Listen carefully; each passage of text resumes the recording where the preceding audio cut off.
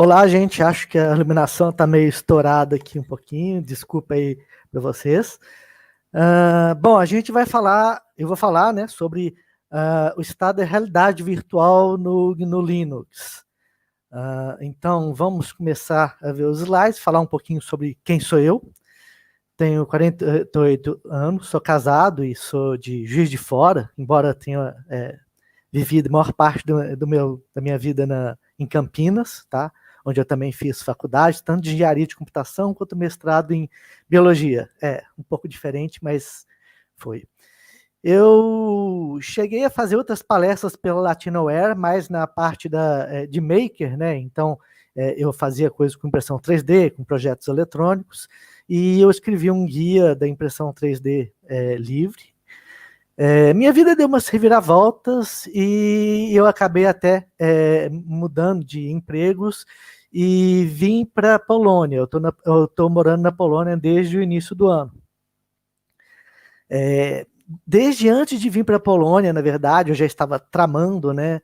Eu tinha comprado uma GPU mais forte para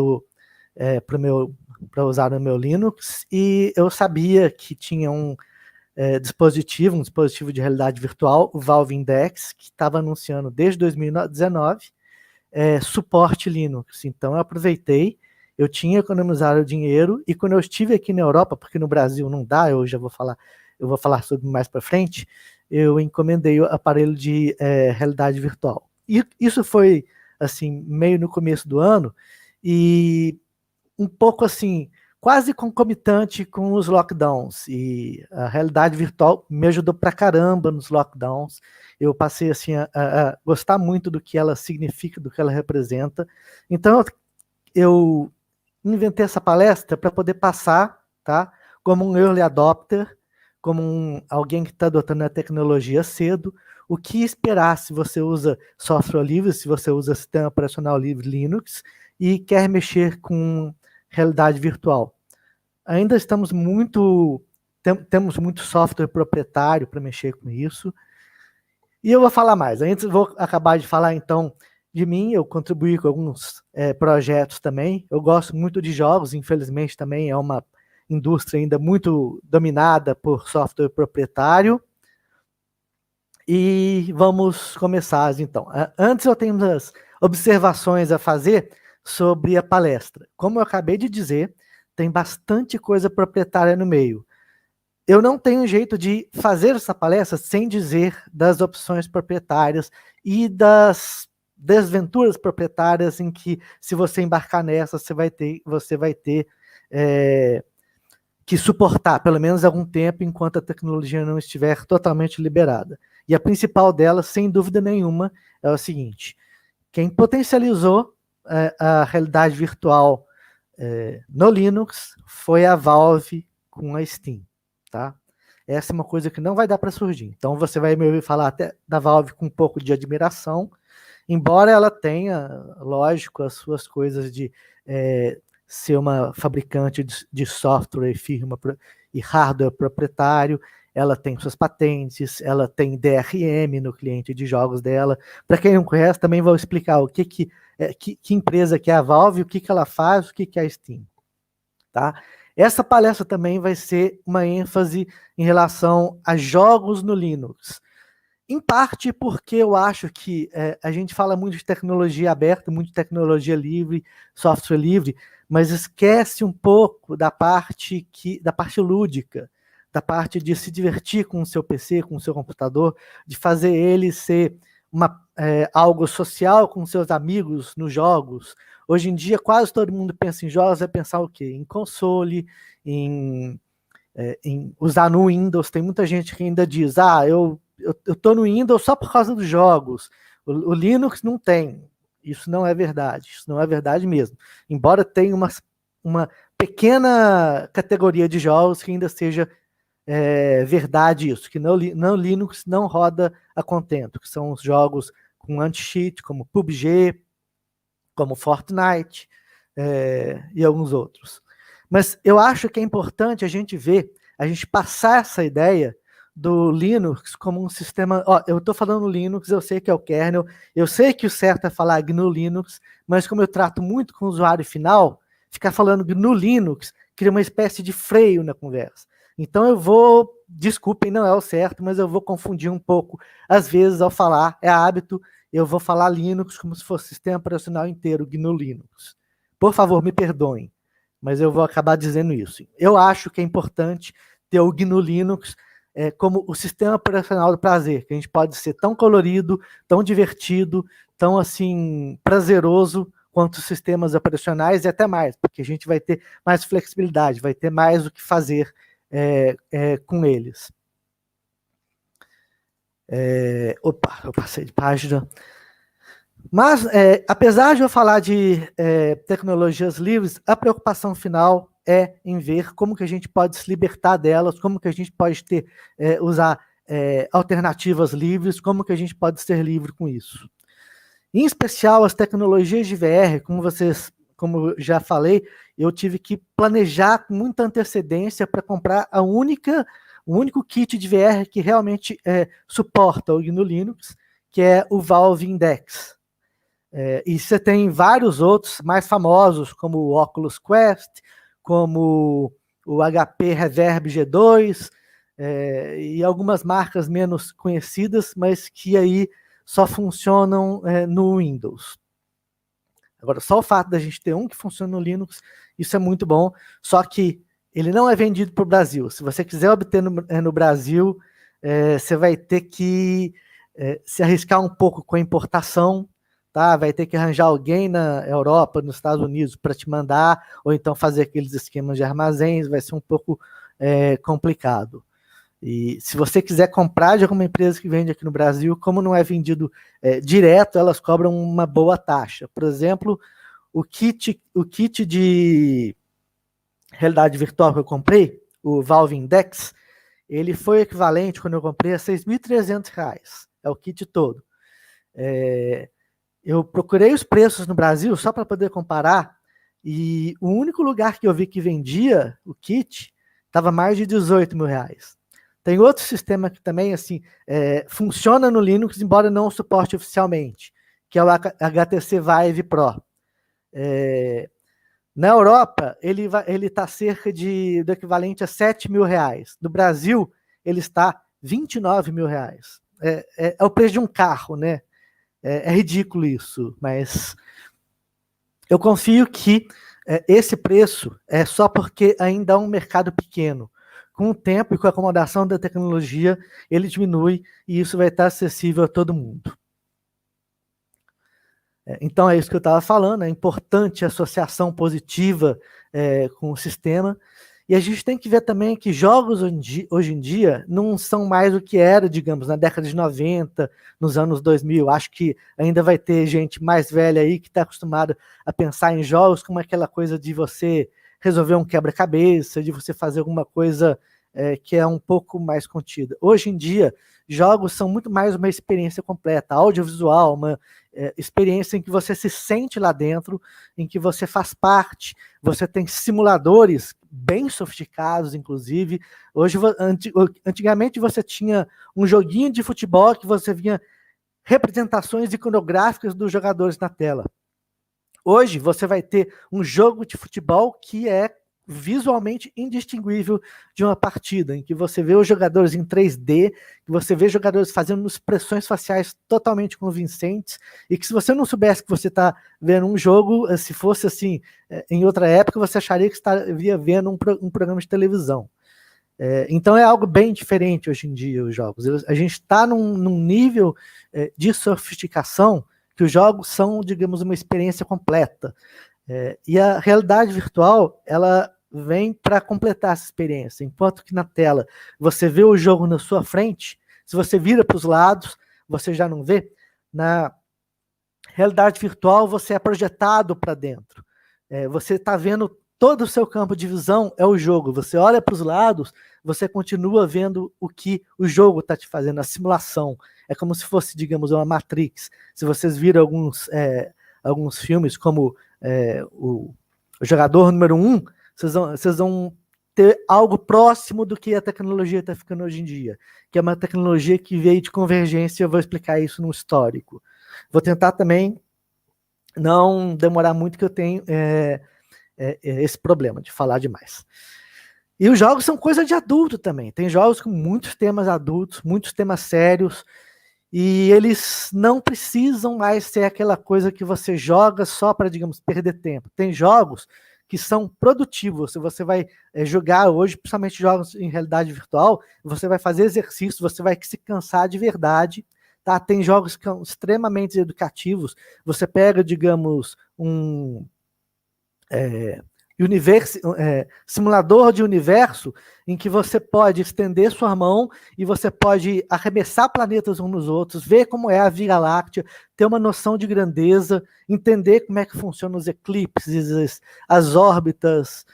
Você pode aprender bastante com isso. Até mesmo jogos que são jogos mainstream mesmo, eles têm muitos jogos que são históricos. Você vai pegar um Assassin's Creed, vai ter uma reconstrução muito boa do Egito, que é até usada em aulas de história. Você vai ter aqueles jogos de guerra que reproduzem batalhas históricas, tipo Total War, tá? Então eles trazem também um aprendizado muito bom e táctil. É como se você estivesse lá dentro. A realidade virtual vem para potencializar isso também. Então você vive uma experiência. Hoje em dia você tem até jogos que são mais contemplativos. Você vai estar no jogo, você não tem uma mecânica sofisticada, você não tem muitos objetivos, você não tem que ganhar.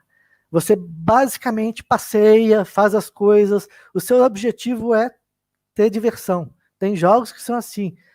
Tem jogo que é basicamente dar um passeio. Tem jogos sociais em que você vai exercitar sua empatia com as outras pessoas. Tem jogos que são MMO, que você vai usar coordenação com grupos, né? Você faz pela internet, são massivamente multiplayer. E quando a gente vai falar de Steam, que a gente vai falar bastante de Steam aqui, ela tem jogos, principalmente jogos, mas ela também tem algumas aplicações. O Blender está na Steam.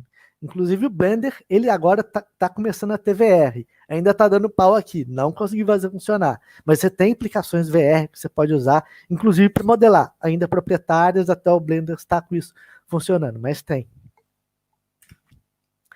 Então vamos falar um pouquinho de VR, que são alguns dispositivos de realidade virtual que ou estão no mercado ou estão para vir. Tem até um dispositivo de cheiro, como dá para ver aí no Smell, e que, na verdade, ele foi, por enquanto, bloqueado ia sair nos Estados Unidos, foi bloqueado porque ele usa um sistema muito parecido com aqueles cigarrinhos com sabor, então caiu na legislação e eles estão refazendo para não cair na legislação para isso. A gente vai falar um pouco sobre como é esse equipamento. É muito comum quando você pensa em VR, para quem não está acostumado, a pensar só isso aqui, no headset, tá vendo? Esse é um dos headsets, inclusive não compatíveis com Linux, que aparece aqui na esquerda. Passar para o próximo.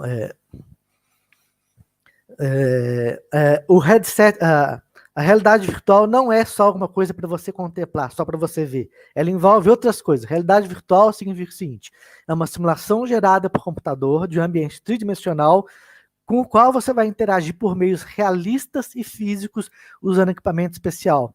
Então, simulação gerada por computador de um ambiente tridimensional, você poderia ter numa tela, mas é diferente porque você vai ter a partir do realismo. Então, se você tem uma tela, na verdade, uma tela que está grudada nos seus olhos, é binocular, quer dizer, você vai ter uma tela para cada olho para você ter a noção de profundidade. E você tem meios realistas e físicos. Por exemplo, ao invés de você ter um joystick, ao invés de você ter algo que você simplesmente aperta botõezinhos, você vai ter algo, esses aqui são controles de VR, em que você mexe com eles no espaço e a realidade virtual vai detectar isso. Esse aqui é um controle, aqui e aqui tem detectores especiais e o controle consegue detectar cada um dos seus dedos para saber se você está com a mão aberta, fechada, se você está apertando gatilho, se você está fazendo sinais, entendeu? Então, é diferente, é mecânica a associação. Você se sente realmente lá, você usa as mãos, você usa o seu corpo. É diferente de você ter um teclado, de você ter um joystick. Então, a realidade virtual, ela é input, é você receber esse sinal, receber essa coisa realista, mas é output também. É você dar o seu feedback, você dar, você mostrar a sua posição, você mudar de postura e isso ser traduzido para a aplicação ou para o jogo que você está usando. Além da realidade virtual, você tem algo relacionado que é chamada realidade aumentada. E aí o Cabelo, ele dá algumas palestras sobre isso também. Teve palestras dele aqui na Latinoware, né? E que é basicamente é um pouco mais que a realidade virtual. Enquanto na realidade virtual você tem só o ambiente simulado, na realidade aumentada você também utiliza o ambiente real à sua volta. Então é uma experiência interativa, um ambiente de mundo real, onde os objetos reais têm a sua percepção aprimorada por informação gerada por computador. Então você vai ter a sua sala e você vai ver um monte de objetos que não estão lá de verdade, mas na tela do headset você vai ver os objetos em cima da sua mesinha, na sua sala, voando, flutuando, etc. Você vai ver como um overlay, né, uma camada por cima. A maioria dos equipamentos de VR hoje em dia, na verdade, eles são preparados para AR. Quase todos eles, por exemplo, já vêm com câmera que permite você ter o feedback enquanto você usa. Quer dizer, então você poderia não somente ver um cenário tridimensional, mas ver, digamos, a sua sala por baixo. Nos equipamentos de VR, a gente tem, assim, os principais, por isso que eu falei um kit VR. As pessoas estão acostumadas a pensar como só o que elas chamam de óculos, que não é nem óculos, está mais para um capacete. Eu costumo até dizer, com algum tipo de humor, que é quase um balde, porque é um negócio grande que você coloca na cabeça e te cobre toda a visão, né? O que eu tenho aqui é o Valve Index. Então vocês podem ver a comparação aqui, nem dá para colocar estando com o headset, né? Ele tem fones embutidos, esse aqui é com fio, e é interessante isso porque a informação que ele passa é muita informação, então tem problema de latência, que eu vou falar um pouco mais para frente. Ele tem câmeras, tá vendo isso aqui? Isso aqui, ó, essas duas aqui são as câmeras dele. No caso do Oculus Quest, por exemplo, do Facebook, ele vai ter 4 câmeras que ajudam também a determinar a posição tridimensional dele, tá? Você tem sensores posicionais e sensores rotacionais. O que são sensores rotacionais? Sensores rotacionais é que eles ajudam a ter orientação. Por exemplo, isso aqui tem giroscópios e acelerômetros dentro. E ele vai saber se ele está assim, se ele está assim, se ele está assim, se ele está assim. Mas só isso não é suficiente. Ele precisa ter algum jeito, o dispositivo precisa ter algum jeito de saber se ele está para baixo, para cima, está aqui, se está no chão. Então, isso é o posicional.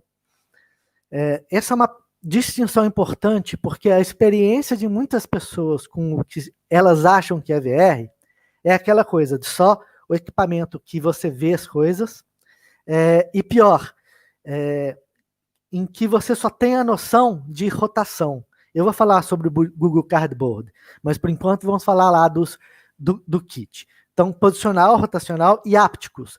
Esse joystick aqui, além de ele saber posição, o jogo, a aplicação, pode programar o joystick que nem um controle de PS4, por exemplo, para ele vibrar quando você tocar alguma coisa no jogo.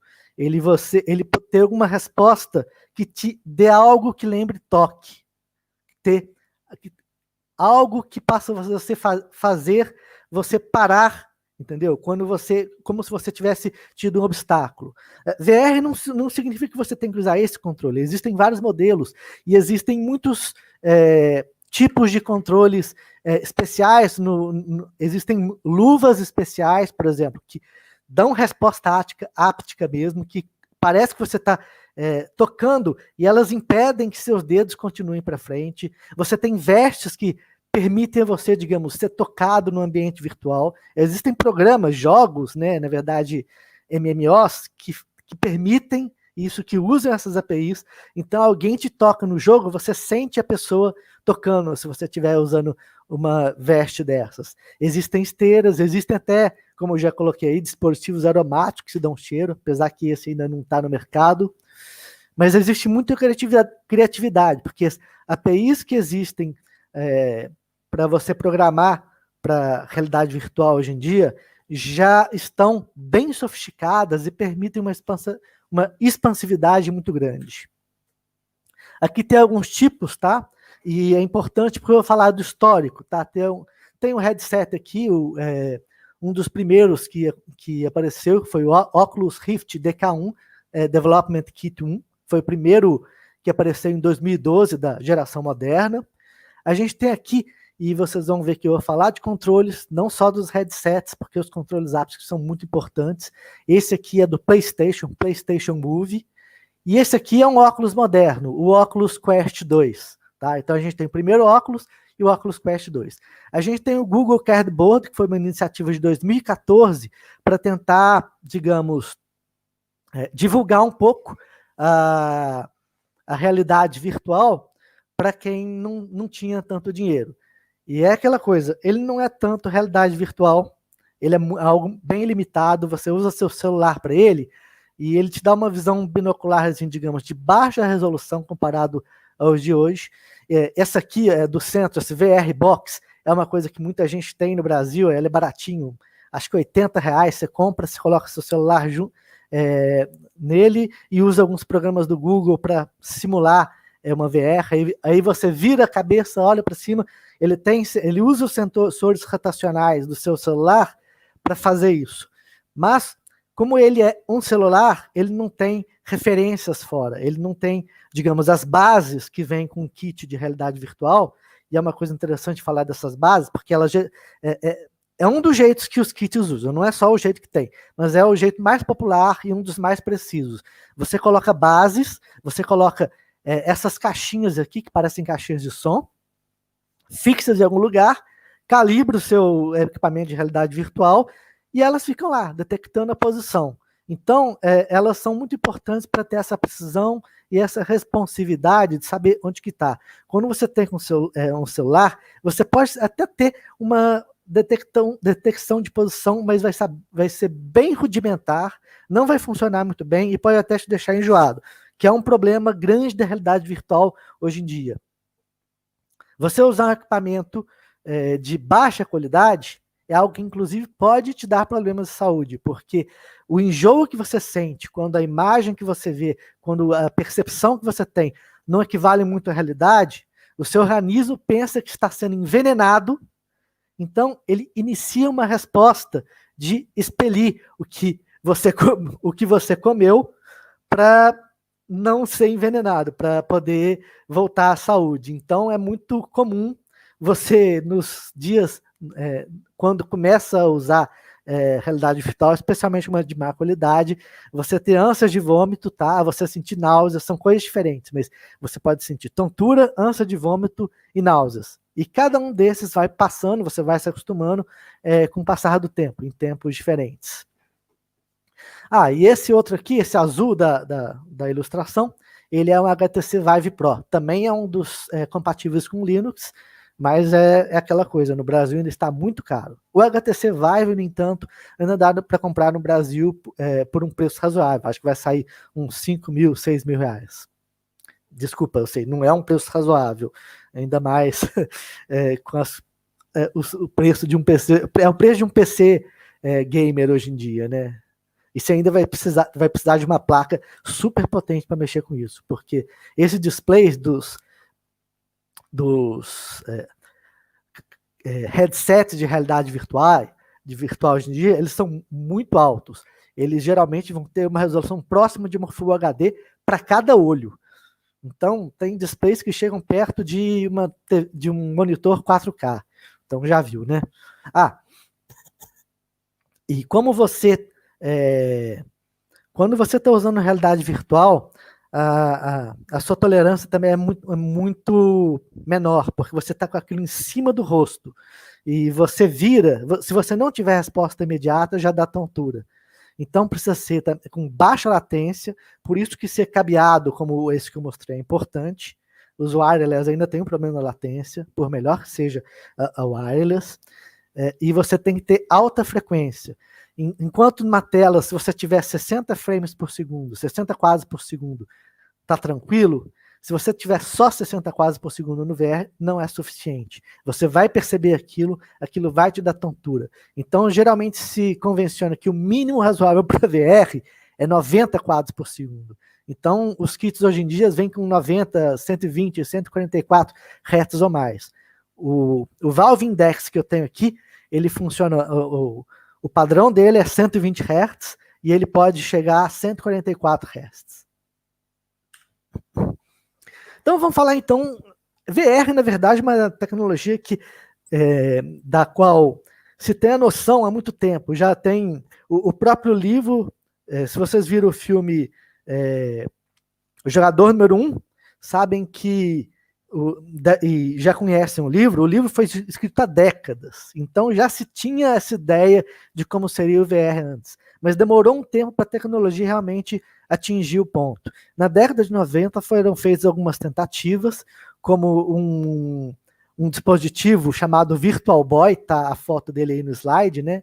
Ele era basicamente algo muito primitivo mesmo, monocromático, em que você colocava a cara dentro, ele não permitia você mexer para o lado, você ficava com lá e usava um joystick, mas você tinha visão em profundidade. Só tinha isso mesmo, era bem lento, devia ser uns 15, 20 frames quase por segundo, dependendo do jogo, e não fez sucesso comercial, lógico, eram poucos jogos compatíveis, ainda era assim, era uma maravilha para a época, mas não teve. Tinha alguns parques, é que nem arcade, né, que você tem, nem tinha aquelas lojas com as máquinas de VR de uma empresa chamada Virtuality, e que custavam dezenas de milhares de dólares, mas as pessoas usavam por 5 minutos, 10 minutos, ficavam maravilhadas e pagavam dinheiro. Então aquilo teve algum desenvolvimento da década de 90, mas era caro e acabou meio que saindo de moda. Então assim, no final da década de 90, os anos 2000, meio que morreu. Ainda teve alguns equipamentos, ainda teve algumas iniciativas, mas até por volta de 2010 não teve nada que realmente pudesse avançar a VR. Em 2010, e eu coloquei aqui, não é brincadeira, uma das primeiras coisas que tem a ver com VR, que é usado em VR até hoje, é o PlayStation Move. Eu coloquei PlayStation Motion Controllers, porque também é chamado assim em inglês, significa controladores de movimento do PlayStation. São bastõezinhos que tinha para o PlayStation, acho que é PlayStation 2 ou 3 na época, e tinha uma câmera, ela detectava os bastõezinhos, então ela sabia a posição deles, sabia a rotação também, e permitia para jogos de exercício, de dança, de coisa do tipo, né? E, lógico, na época, provavelmente eles nem pensavam em usar isso para VR. Mas aí, em 2012, teve uma campanha no Kickstarter para esse dispositivo chamado Oculus Rift, que era o headset. Ele tinha só 3 graus de liberdade. O que significa 3 graus de liberdade? Lembra que eu falei rotação e posição? A rotação são 3 graus de liberdade. E você virar para esquerda, direita, para cima, para baixo e para um lado e para o outro. Então são, eu fiz com a cabeça, né? São 3 graus de liberdade que você tem para se mover. Os outros 3 graus de liberdade, que fariam 6 graus de liberdade, que é o grau de liberdade de um headset, é o seguinte: então, rotação, assim, assim e assim, certo? E mais 3 graus de liberdade, para cima e para baixo, esse é chamado de Z, para um lado e para o outro, esse é chamado de Y, e para frente e para trás, esse é chamado de Y. X, Y e Z. Ok? Então são no total 6 graus de liberdade. Então esse headset, esse Oculus Rift, o DK1, Development Kit 1, Kit de Desenvolvimento 1, ele só tinha 3 graus de liberdade. Mesmo assim, era muito bom para a época, ele tinha uma resolução razoável, era 640 por 800 por olho, só para comparar, do Virtual Boy aí, era 384 por 224 total, então era tudo quadriculado, e era monocromático, era horrível, né? Mas para a época, década de 90 estava bom. O Oculus Rift foi uma iniciativa muito legal, ele saiu com firmware, esquemáticos, API, tudo com licença livre, por incrível que pareça, mas saiu com código para Windows, e esse código nunca foi muito bem adaptado para Linux, tá? E ele foi também pioneiro, porque eles tiveram que fazer a API deles, né, que era o Development Kit, para as pessoas fazer jogos, aplicações compatíveis com eles. Em 2014, que foi que o Google fez o Google Cardboard. Falando um pouquinho mais, quem não sabe o que é o Google Cardboard, em inglês significa o Google de papelão. Então, por isso que a foto dele aqui tem algo de papelão mesmo. É algo que permite algo super barato, que você monta, você vai, corta o papelão, coloca em volta do seu celular, aí já pode colocar no rosto e ter alguma coisa parecida com realidade virtual. Então, ele é uma API do próprio Google para Android. Eu não sei se tem alguma coisa equivalente no iPhone, realmente não acompanho muito isso. E permitia algumas aplicações fazerem alguma coisa que lembrava muito VR, pelo menos na entrada, né? Tinha até o kit japonês, o kit que eu coloquei aqui esse VR Box, ele vem com um joystickzinho que você liga por Bluetooth no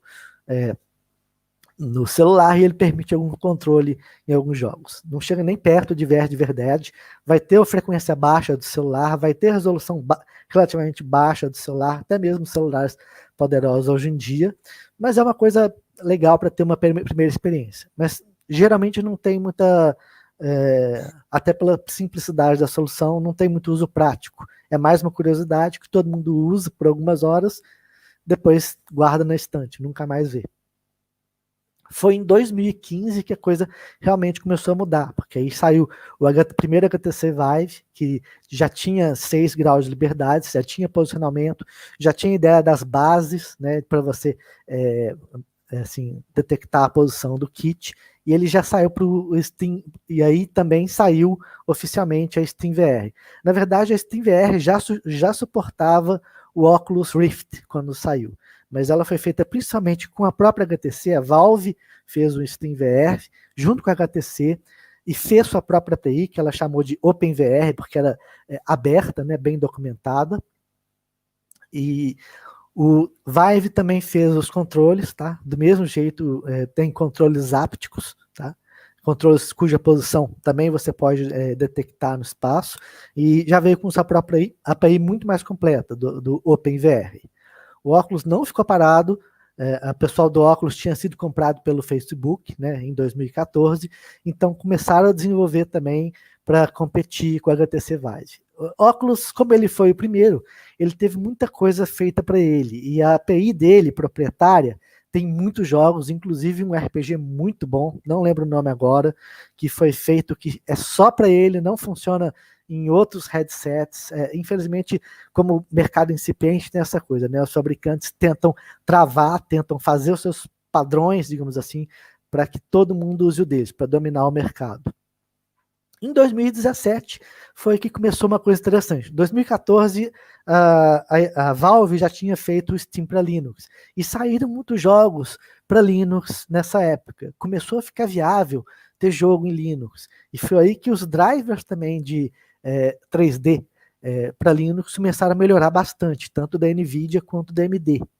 Em 2017 eles lançaram o SteamVR para Linux, para que o HTC Vive pudesse funcionar. Isso foi muito curioso, porque se você pensar bem, não faz muito sentido comercial. Hoje em dia que VR já está mais popular, na própria Steam, é menos de 2% dos jogadores da Steam. E olha que é um lugar que a Steam tem todo o suporte a VR. Então vamos supor que SteamVR seja 1% dos gamers do mundo. E Linux também é por volta de 1%. 1% de 1% daria 1 a cada 10 mil. Então é um mercado minúsculo, mas a Valve tem isso, faz bastante tempo que ela tem investido no Linux. A palestra vai ser bastante sobre isso. Eu estou vendo que é 1 hora e já está em quase 40 minutos. Eu vou apressar. Então teve essa disputa aí de mercado, né? A Valve usando a API mais aberta e outros usando mais fechadas. Em 2019 saiu o Oculus Quest, e saiu o Valve Index, o modelo de dispositivo de VR da própria Valve, e esse oficialmente suportando Linux. O Oculus Quest é uma coisa engraçada que eles foram para outra área. Ao invés de ter um aparelho que você liga no PC, ele é autônomo. Ele tem um Android dele dentro, tá? Os jogos que você joga nele, que ele tem a sua própria loja, você compra nele mesmo, e são de Android, são jogos móveis, são jogos mais simples. Mas tem uma API que você usa com ele, você coloca um programa especial e que você faz conectar com o PC e fica compatível com jogos, por exemplo, da SteamVR. O Oculus Quest 2. Então a gente tem alguns exemplos de coisas da Valve que a gente vai falar. E a Valve que potencializou os jogos no Linux. Essa aqui, para quem nunca viu, à direita em cima, é a Steam, o programa chamado Steam. Ele é um launcher de games da Steam, ele é uma loja, ele é um sistema de bate-papos, um sistema de discussão, ele é um sistema de APIs, de anti-cheat, ele tem tudo, um sistema de voz por IP, tá? Um sistema de matchmaking, quer dizer, ele faz jogadores de níveis parecidos de habilidades se encontrarem para os jogos. Ele tem overlay para jogos, ele tem modo especial para aparecer console, em que ele ocupa toda a tela e gerencia os dispositivos, que chama modo Big Picture.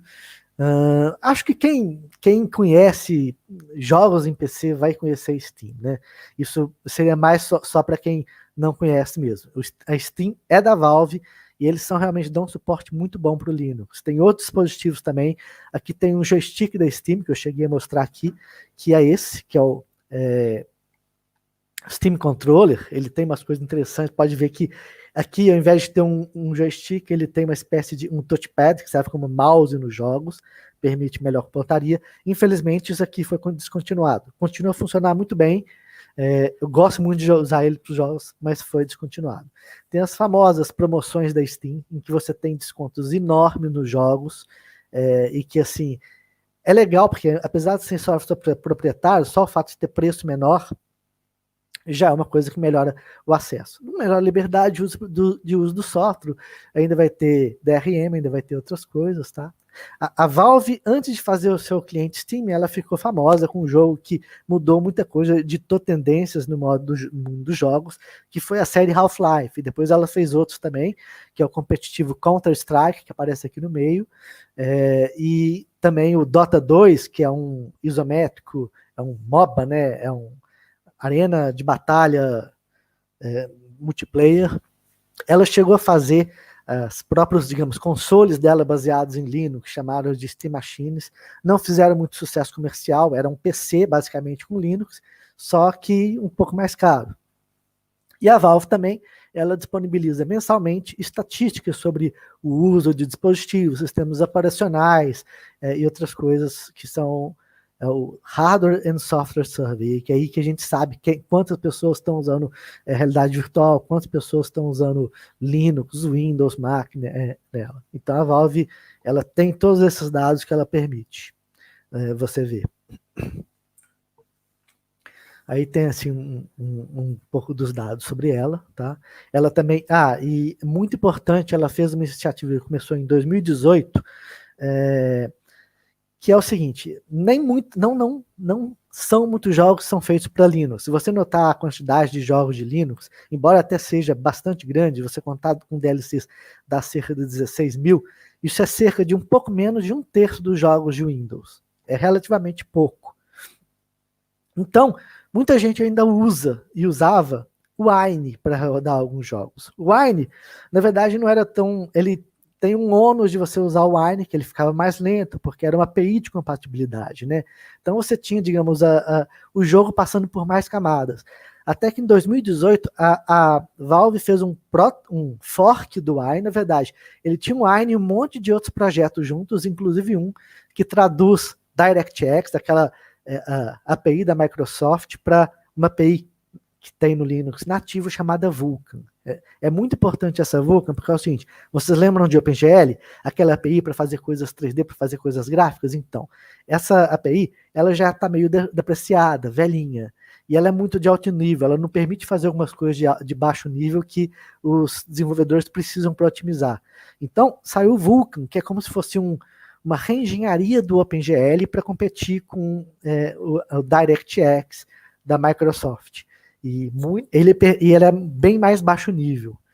E o DXVK é um DLL que roda no Wine e que ele traduz as camadas, a API DirectX da 9 até a 12, até a 11, e tem o que traduz também a 12, tá? Para Vulkan no Linux. O que traduz da 12 é essa VKD3D que está aí. Então você consegue isso com muita velocidade, porque a API Vulkan no Linux é muito otimizada. E se casa bem com os drivers das GPUs NVIDIA e AMD para Linux. Então você tem jogos rodando quase em velocidade nativa no Linux, e algumas vezes, por causa das características do Linux, como melhor desempenho do kernel e tal, alguns jogos ficam mais rápidos, alguns jogos de Windows sendo rodados no Linux pelo Proton, tá? Pelo Wine do Proton, ficam mais rápidos do que no próprio Windows. Isso é muito interessante. E a Vulkan API, que tem assim muita contribuição da Valve, inclusive na formulação da API, tá? E os funcionários que ela paga para isso. A Valve também é famosa porque ela disponibiliza um monte de coisa para quem está fazendo jogos, mas ela fica com 30% dos lucros. E tem a Epic, que faz o Engine Epic, que tenta combater a Valve através da loja deles, em que eles só exigem 12% do desenvolvedor. E dependendo se o desenvolvedor vai usar um jogo popular, eles até cobram menos ou pagam para o desenvolvedor para ele usar a loja deles, com exclusividade. E no final, em 2019, né, que a Valve fez o Index, ela também liberou o jogo Half-Life Alyx, que assim como outros jogos da série Half-Life, ele veio ditar tendências. Especificamente, os jogos que estão antes do Alyx e depois do Alyx são completamente diferentes. Você percebe isso com os jogos desse ano. A Alyx mostrou um monte de coisas, é o resultado de anos de pesquisa da Valve. Tem um vídeo deles, até falando sobre isso, sobre o que eles conseguiram pegar ao ver as pessoas, a acessibilidade das pessoas com realidade virtual, como fazer elas não sentirem enjoo, como fazer elas serem mais ágeis com aquilo. Então, o jogo Half-Life Alyx, ele é jogado de uma forma muito mecânica, você interage muito realisticamente com os objetos, diferente do antes. Antes você tinha jogos que mostravam menuzinhos, que você assim, tinha métodos de locomoção muito desajeitados e daí por diante.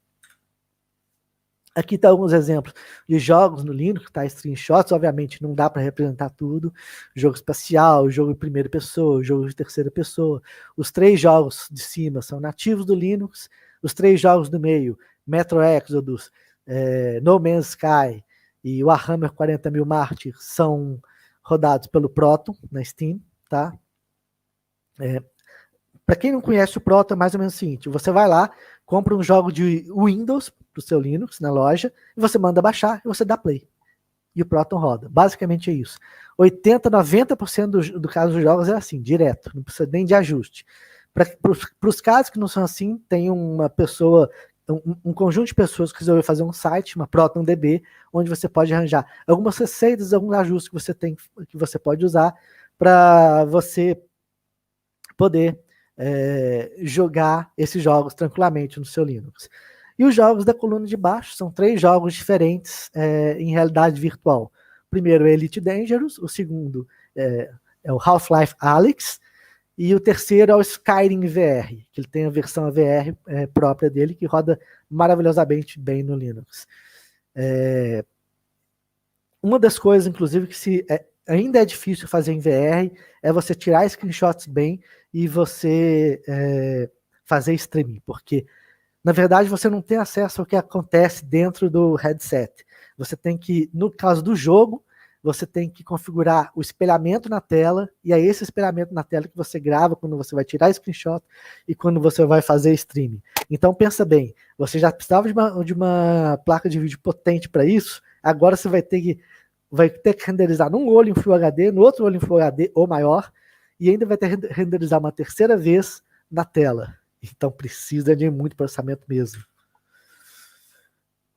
Aí a gente tem alguns exemplos do histórico de jogos nativos no Linux, tá? A gente teve algumas iniciativas nos anos 2000 que renderam alguns jogos, Doom, Quake, Descent 3, aí tem as firmas, a Loki, que só existiu por 3 anos, teve a Linux Game Publishing, que existiu por mais tempo, né? Mas parece que ainda está por aí, mas eu não vejo mais sinal dela.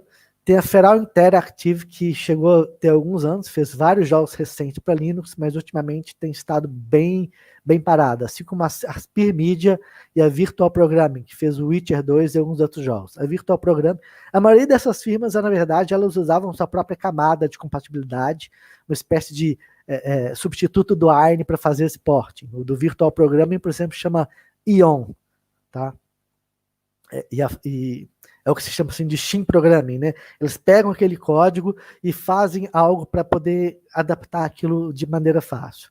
E você tinha também na parte livre, né, a parte dos usuários, feita colaborativamente, launchers como Pleon Linux, Lutris, GameHub, Mini Galaxy, por caso do GOG, né, que é outra loja que tem alguns nativos Linux. Uma coisa interessante do Wine e do Proton, obviamente o código do Wine é software livre, e do Proton da Valve, e mesmo os outros projetos que ela fez, também é totalmente software livre. E uma coisa interessante deles é que eles potencializaram forks desse repositório, que tem muito mais características avançadas, que permitem que tem alguns jogos que só vão rodar com esses forks. Por exemplo, tem o Proton GE, de um cara chamado Glorious Eggroll, inclusive ele contribui para o Arden bastante também. O TKG, de um grupo chamado TK Glitch. Você tem alguns adendos que são patrocinados pela Valve também, como o Sync e F-Sync, permitem que os jogos eles tenham o melhor aproveitamento dos múltiplos núcleos de um processador, tá? Você tem algo novo feito pela Collabora, que é uma empresa que tem vários funcionários no Brasil, que está fazendo para o kernel do Linux, que vai permitir melhor compatibilidade com algumas chamadas de baixo nível de Windows. E você tem os agendadores, isso é legal do Linux, não tem equivalente no Windows, né? Você pode mudar como o próprio sistema faz o gerenciamento de tarefas. Hoje em dia, para você ter jogos bons, para você jogar bem no Linux, você precisa ter equipamento novo e você precisa ter software bem novo e atualizado. Só o fato de você estar numa distribuição um pouco mais velha, o Ubuntu 18.04, faz alguns jogos hoje em dia parar de funcionar por causa do Vulkan, por causa do progresso das APIs. Infelizmente, não tem muito jeito de fugir disso. E tem o ProtonDB, que eu já falei. Quem é que está nos prejudicando nisso tudo aqui? As forças do mal. A primeira é a Epic, né? Ela faz aquele engine, né, aquele motor de jogos que ela vende para outras pessoas fazerem jogos com ela, e é um motor muito potente e até também permite fazer binários Linux. Só que eles não ligam muito para isso. E a própria loja deles é uma coisa muito chata que eles fizeram o seguinte: eles têm a loja deles de jogos, tá? A Epic Games Store, e tem muito desenvolvedor que tinha binário Linux e que passou a existir nessa loja, quer dizer, passou a vender os jogos nessa loja. Mas essa loja não tem binários Linux, ela não oferece suporte a isso. Não só não tem o cliente Linux, como não oferece jogos Linux. Então, de repente, você tem o desenvolvedor lá do Exodus, do Metro 2033, que tinha binário Linux. Na Epic que você compra o Metro 2033, você vai ter o Windows, porque é só o que ela suporta. Os anti-cheats, como eles usam coisas muito... Os anti-cheats são softwares que geralmente rodam em paralelo a um jogo, que eles conseguem detectar se o jogador está usando outros softwares, coisas para poder roubar, ver os outros jogadores através das paredes, coisas assim. E os anti-cheats, eles usam coisas muito relativas ao sistema operacional. No caso Windows, que eles vão ser feitos para isso. Então, eles vão falar principalmente nas chamadas de baixo nível que fizerem, e os jogos com anti-cheat, como PUBG, como Fortnite, e como muitos outros, vão parar de funcionar em Linux, tá? É a mesma coisa que eu já falei, né? O Oculus, que é da Facebook, como eles são móveis, eles dependem de um aplicativo proprietário para se comunicar com Windows, para ser compatível com o SteamVR. Esse aplicativo não suporta Linux. O Oculus Quest tem outros problemas. Por ser do Facebook, ele também tem uma coisa muito chata, que é o seguinte: você precisa ter uma conta do Facebook funcionando para usar ele. Se a sua conta do Facebook for bloqueada, se te banirem por alguma coisa que eles não gostaram que você fez, você corre o risco de ficar sem o seu dispositivo funcionando. Vai ter que ver o suporte deles para conseguir fazer. E não adianta fazer só uma conta, não, porque agora o Facebook está com uma política que você só pode criar, que eles até documentos, você só pode criar uma conta por pessoa e tem que comprovar que é uma pessoa real. E a maioria dos fabricantes de equipamentos menores também não oferece suporte a Linux. É uma coisa muito, muito chata, ainda mais sabendo que, se fosse pela Valve, ela oferece tudo que o fabricante precisa para suportar Linux com seus drives através do SteamVR. Tem um novo kit VR que vem aí, que é o Deca Gear, que talvez suporte Linux. Talvez não suporte Linux, mas talvez seja compatível com o SteamVR de forma que funcione no Linux. Essa que é a esperança. A Apple também, que a Apple ela faz muita força para as pessoas utilizarem a API gráfica dela, que é diferente de todas as outras. É como se fosse um DirectX, mas mais fechado ainda do que o da Microsoft, que é o Metal, tá? Então a Apple tenta fazer isso com a força que ela tem no espaço móvel, né? E também agora que ela está conquistando corações com o seu Silicon M1 e com seus próprios computadores de desktop, ela está forçando as pessoas a abandonar OpenGL e até Vulkan. E os consoles, obviamente, que são aqueles mundos fechadíssimos e que, infelizmente, ainda arrebatam muitas pessoas nisso que eu falei, na emoção, na parte do coração, na parte de se sentir bem, se sentir divertindo, sentir algo colorido, só fazer associações negativas, porque apesar de os consoles serem fechados, inflexíveis, terem poucos gêneros, não terem muitos indies, não terem muita inovação, muita gente gosta deles por causa da comodidade que eles trazem junto com a prisão, né? Tem outros problemas que a gente tem, por exemplo, a gente tem drivers de GPU muito bons hoje em dia,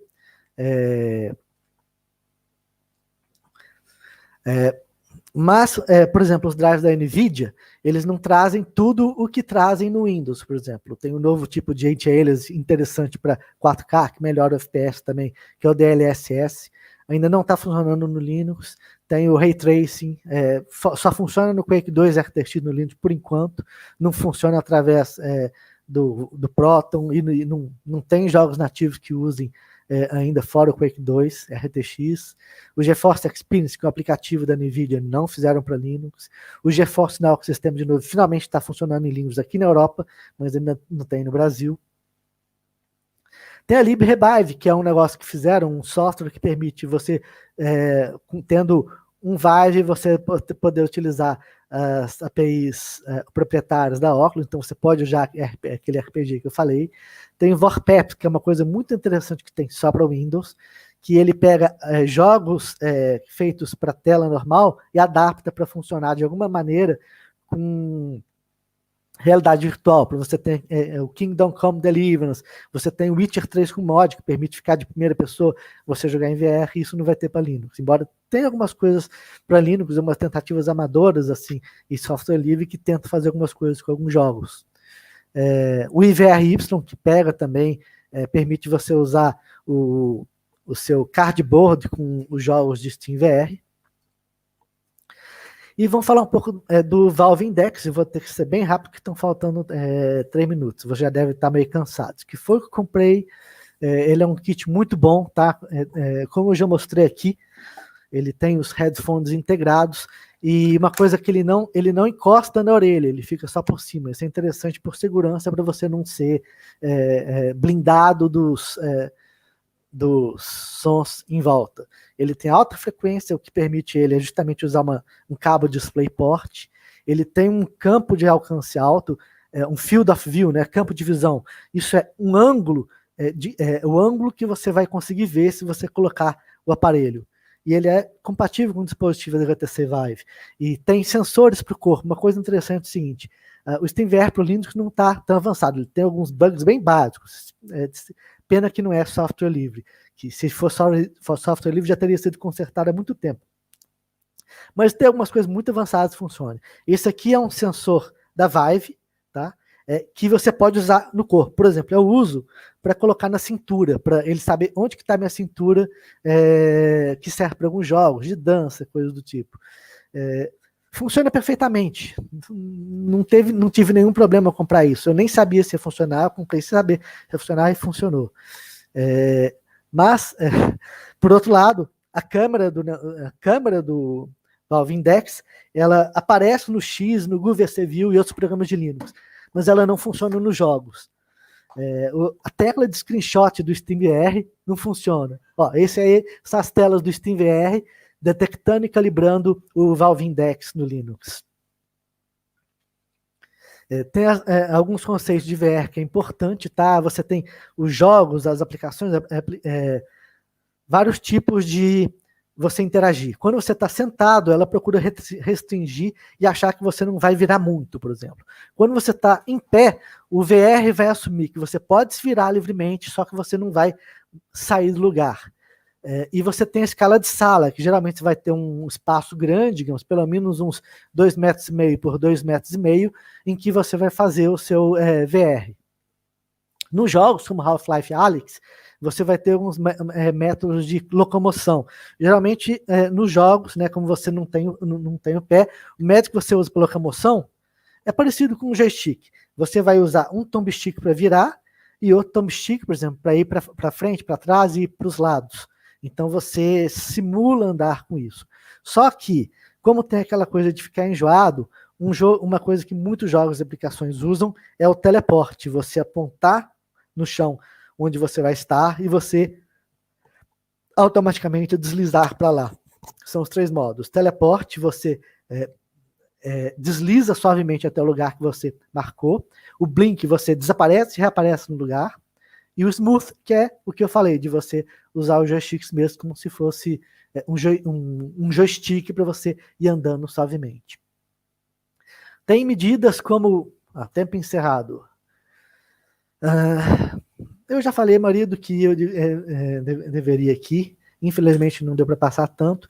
Só para falar então mais uma coisa que os jogos de Proton, os jogos de Windows, a porcentagem deles que funcionam em realidade virtual, não intuitivamente é maior, a sua porcentagem maior. Essas aqui são estatísticas do ProtonDB que eu falei, maiores do que dos jogos comuns, do que dos jogos não VR. E é uma coisa muito legal, porque por exemplo, eu tenho mais de 100 jogos VR, tenho 120 jogos realidade virtual, 117 deles são de Windows somente. Porque você mexer um nicho de um nicho, um em cada 10 mil é muito difícil. Então a gente precisa, para crescer, para ter isso, para ter audiência, emular o Windows para a gente jogar os jogos por enquanto. Eu vou falar um pouco da Colabora, fica para depois, é uma empresa que ia falar dos ambientes, mas fica na apresentação para todo mundo saber.